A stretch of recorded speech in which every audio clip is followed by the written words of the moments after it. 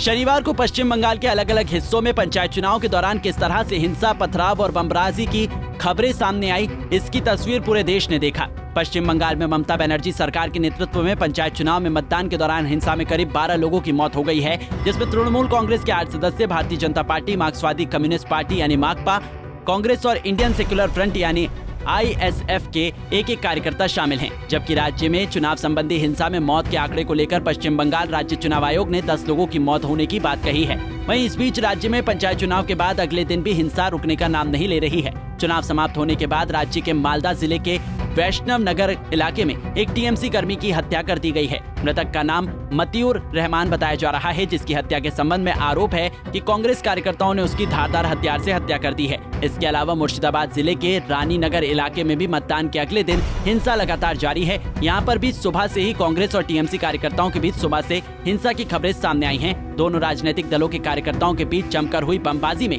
कई लोग घायल हो गए हैं, जिनको इलाज के लिए अस्पताल में भर्ती करवाया गया है। आपको बता दें कि राज्य में चुनाव के दौरान हिंसा के लिए सीमा सुरक्षा बल यानी BSF के DIG SS गुलेरिया ने सीधे तौर पर ममता बनर्जी सरकार और राज्य चुनाव आयोग को जिम्मेदार ठहराया है। उनका कहना है कि उन्होंने संवेदनशील मतदान केंद्र की जानकारी के लिए राज्य सरकार और राज्य चुनाव आयोग को कई पत्र लिखे थे, लेकिन सरकार ने उन्हें केवल संवेदनशील मतदान केंद्रों की संख्या बताई, उसके स्थान या अन्य विवरण उन्हें नहीं दिए, जिसके चलते CRPF के 59,000 जवानों और 25 राज्यों के राज्य सशस्त्र पुलिस का सुरक्षा के लिए पर्याप्त इस्तेमाल नहीं हो पाया।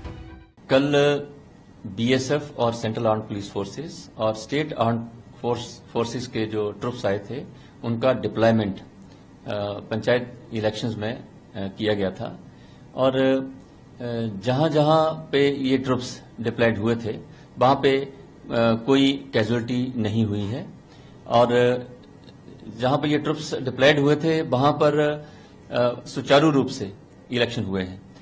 एक दो जगह जहां पर कुछ उपद्रवियों ने कुछ ऐसा कोशिश किया, उसको हमारे ट्रुप्स ने बहुत प्रोफेशनल तरीके से हैंडल किया है, जिसमें एक जगह हमें 2 एयर में फायर करना पड़ा और एक जगह स्टन ग्रेनेड का फायर किया, जिसके कारण लोग जो हैं वहां से वो भाग गए जो प्रॉब्लम खड़ी कर रहे थे। और उसके बाद इलेक्शन जो है वो सही तरीके से वहां पे हुआ है। एक जगह जहां बूथ कैप्चरिंग की कोशिश की और वहां पे BSF के ट्रुप्स थे, तो वहां पे 5 आदमी को अप्रीहेंड किया और उनको पुलिस के हवाले किया, उनके खिलाफ FIR दर्ज कराई है।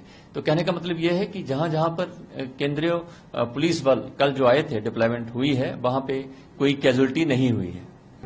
BSF की ओर से दी गई जानकारी के मुताबिक राज्य चुनाव आयोग ने पश्चिम बंगाल में 3,317 ग्राम पंचायतों, 341 पंचायत समितियों और 20 जिला परिषदों के चुनाव कराने के लिए कुल 61,636 मतदान केंद्र बनाए थे, जिसके सुरक्षित संचालन के लिए CRPF और अन्य राज्य पुलिस बलों के 59,000 कर्मियों को सुरक्षा की जिम्मेदारी दी गई थी। इनमें 4,834 संवेदनशील बूथ भी शामिल थे, जहां पर केवल CRPF के जवान तैनात थे।